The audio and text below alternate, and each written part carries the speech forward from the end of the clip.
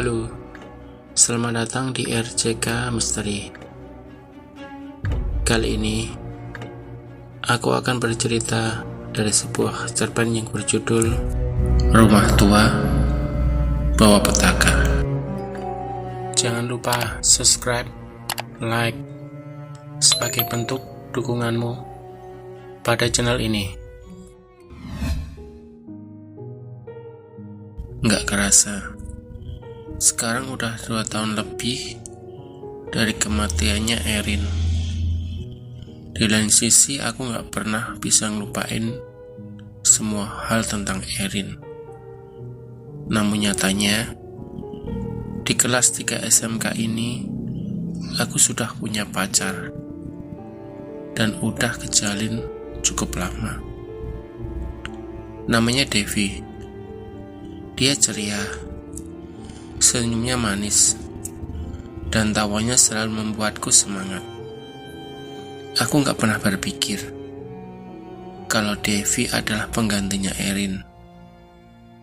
Namun kehadiran Devi di diari harianku seolah mengisi kekosongan. Hingga suatu hari terjadi. Di minggu pagi yang indah, aku dan Devi lari-lari pagi bersama di pesisir jalan Kota Sumedang.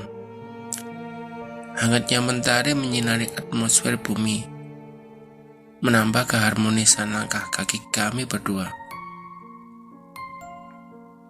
Di tengah suasana itu, tiba-tiba Devi berhenti dan melihat ke sebuah rumah tua tanpa cat dinding dan tak bertuan, tanpa jendela, dan satu-satunya kehidupan hanyalah rumput liar yang sayup tertiup angin. Aku ikut terdiam, melihat wajahnya yang polos tanpa emosi. Aneh, baru kali ini aku melihat dia begitu tertarik dengan rumah yang sama sekali gak layak untuk dihuni siapapun, termasuk seekor nyamuk sekalipun. Kemudian, tersentak aku kaget. Dia memintaku untuk menemaninya masuk ke rumah tersebut. Awalnya aku menolak, tapi karena aku gak tahan rintihannya, bujukan semu yang baru kali ini aku dengar dari mulutnya. Jadi tanpa rasa sesal dan lainnya, aku menemaninya masuk ke rumah tersebut. Langkah pertama kami di rumah itu langsung disambut oleh beberapa ekor tikus dan kelelawar. Aku heran, kenapa dia sama sekali tidak merasa takut atau geli dengan kedua hewan pengerat yang begitu aja melewatinya. Bahkan tanpa ragu, dia langsung masuk ke rumah tersebut dan melepaskan pegangan tangannya dari tanganku. Sekarang aku dan Devi berjalan melihat suasana rumah sendiri-sendiri. Aku coba lihat ke setiap dinding. Di kanan pandanganku ada pajangan besar dengan objek bis pariwisata yang rusak. Saat kulihat, aku mulai merasa hal negatif. Serentak aku palingkan wajahku. Sekarang aku melihat sebuah cermin. Nggak tahu kenapa. Aku tertarik ke cermin tersebut dan mendekatinya. Sekarang aku bisa melihat jelas wajahku sendiri di cermin itu. Aku coba senyum, tapi yang ditunjukkan cermin itu sebaliknya. Sekarang aku benar-benar merinding. Aku teringat Devi. Aku langsung membawa dia keluar dari rumah itu. Di pintu keluar, aku melihat jam dinding rusak yang menunjuk ke angka 9:59. Aku lihat jam tanganku menunjukkan ke angka 9:01. Aku tak pedulikan jam tersebut. Aku langsung menarik Devi keluar dari rumah itu. Kami berhasil keluar dan duduk jauh di seberang beberapa menit.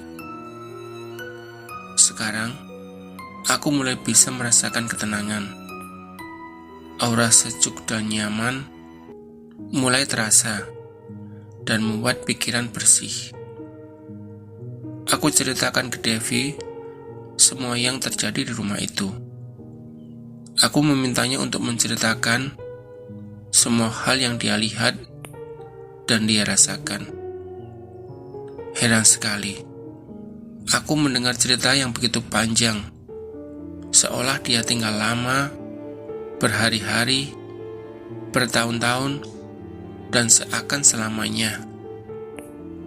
Aku tidak tahu apa dia sedang menceritakan karya fiksinya atau benar-benar yang dia alami di rumah itu.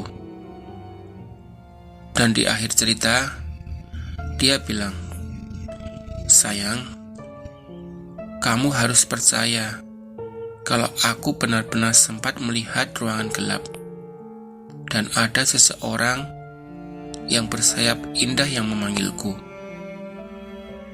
Aku gak percaya. Dan anehnya lagi, dia kesal karena aku membawanya keluar saat itu.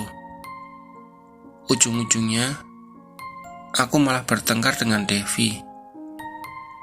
Aku bilang, "Pasti itu cuman karangan cerpen kamu yang dan halusinasi. Cuman itu, gak mungkin ada yang lain." Dan aku tegaskan kembali, kalau dia hanya melamun di rumah itu, dan itu benar-benar gak mungkin terjadi. Pasti cuman kebohongan. Kemudian dia diam dan berpaling, dengan wajah yang paling aku benci, ekspresi muka yang paling ngeselin sepanjang sejarah dunia percintaan yang ada. Setengah jam lebih Devi terdiam, dan selama itu aku gak bicara apapun sama dia. Tapi kali ini aku benar-benar merasa gak enak karena sikap keras kepalaku tadi. Aku pikir, walaupun kemungkinan besar dia bohong, tapi seharusnya aku ngerti apa yang dia rasakan. Harusnya aku lihat dulu keadaan dia sekarang, yang lagi aneh-anehnya.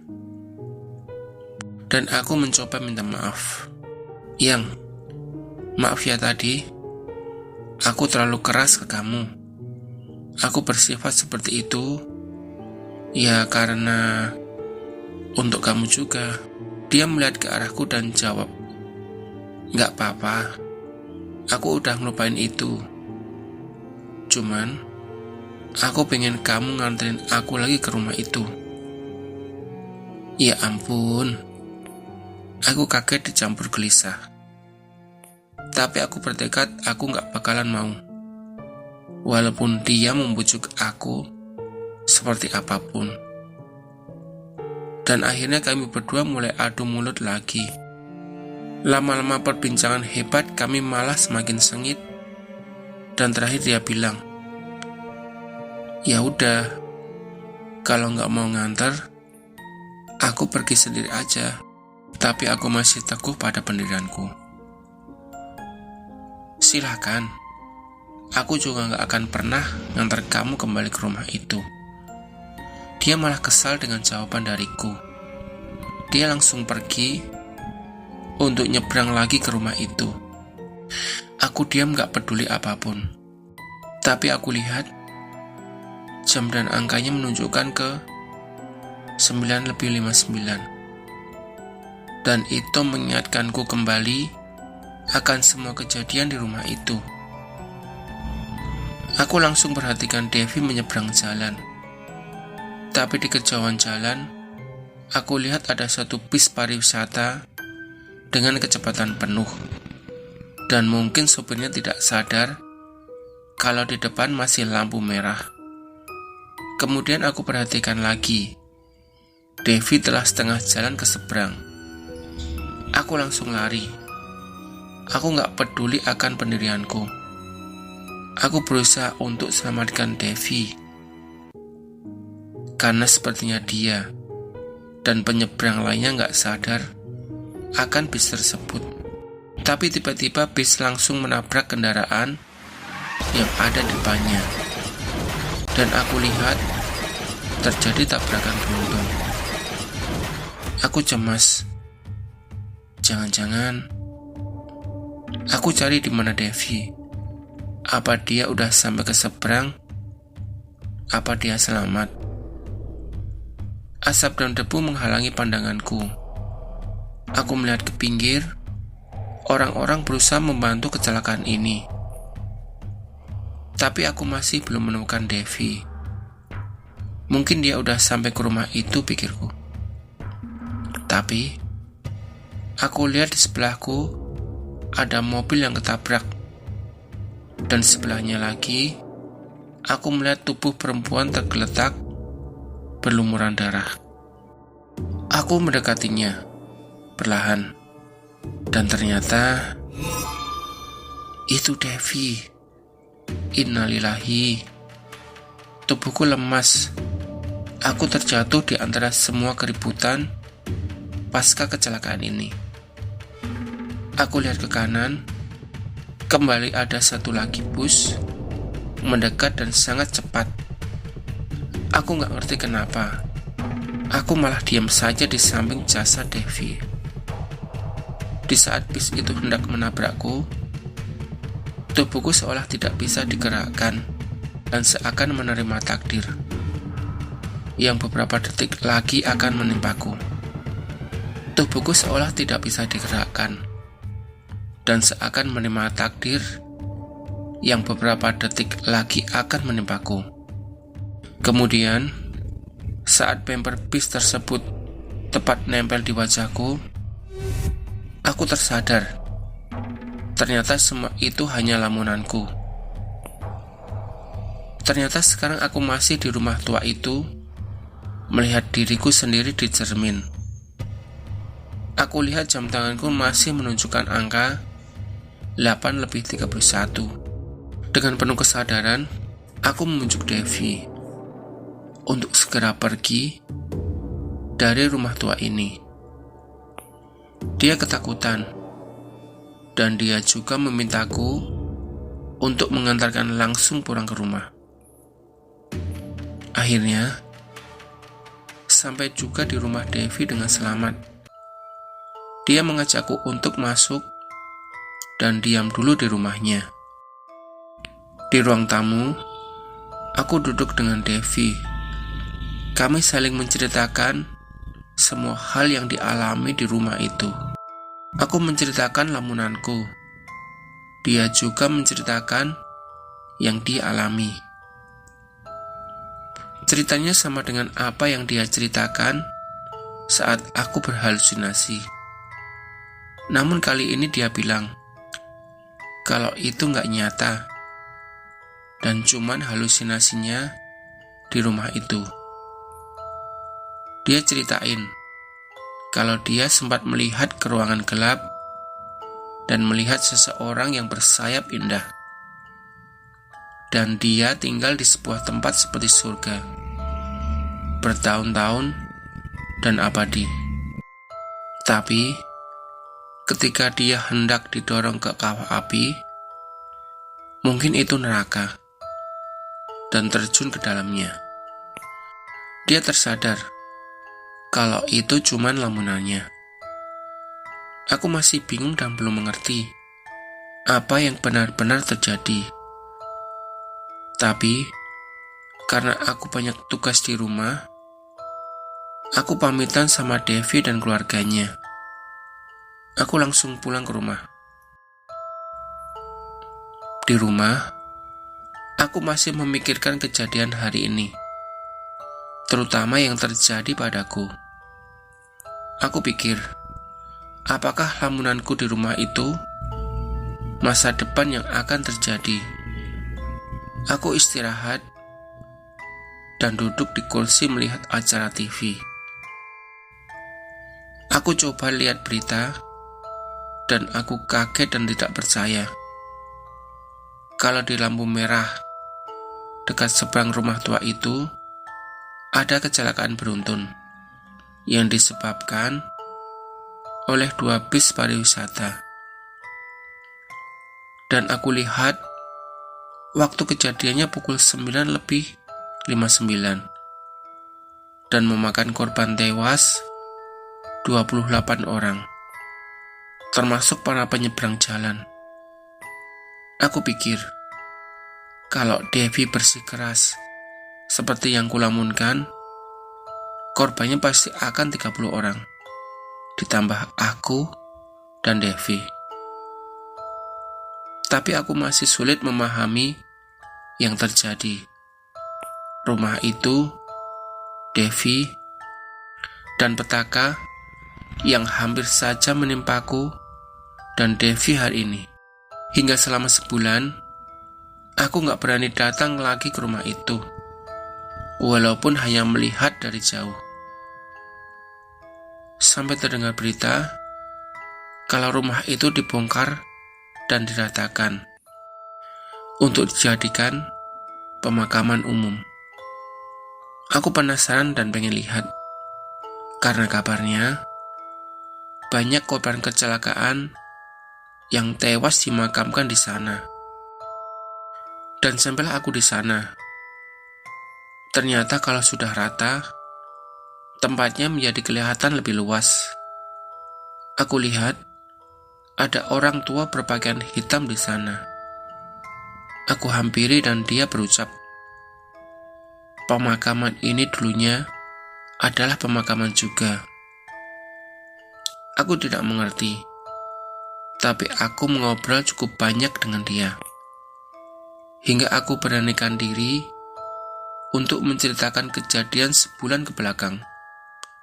Tentang aku, Devi, rumah, dan kecelakaan pukul 9:59. Dan aku tidak percaya. Ternyata dia menanggapi ceritaku. Semua yang kamu alami bukan takdir, nak. Kamu memang belum waktunya untuk meninggalkan dunia ini. Tapi, jika kamu memang dapat melihat masa depan di rumah itu, itulah yang dianggap godaan setan. Kamu harus hati-hati. Petaka di rumah itu tidak akan terjadi jika kamu tidak memasukinya. Terus apa yang terjadi sama Devi? Orang yang bersayap yang dilihat teman wanitamu adalah jelmaan. Jika dia berpikir berada di surga dan dijatuhkan ke neraka, artinya surganya setan adalah nerakanya Tuhan.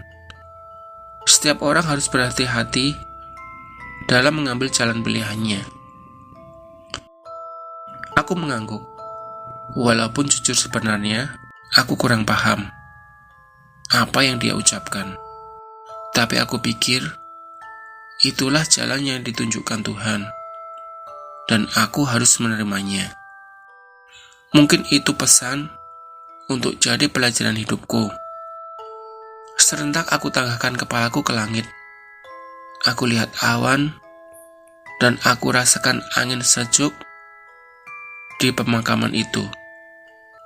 Aku rasa sudah waktunya aku lebih banyak bersyukur, dan sudah waktunya aku lebih dekat dengan Tuhan. Karena itulah cara terjadi dari petaka dan hal buruk yang mencoba mendekatiku.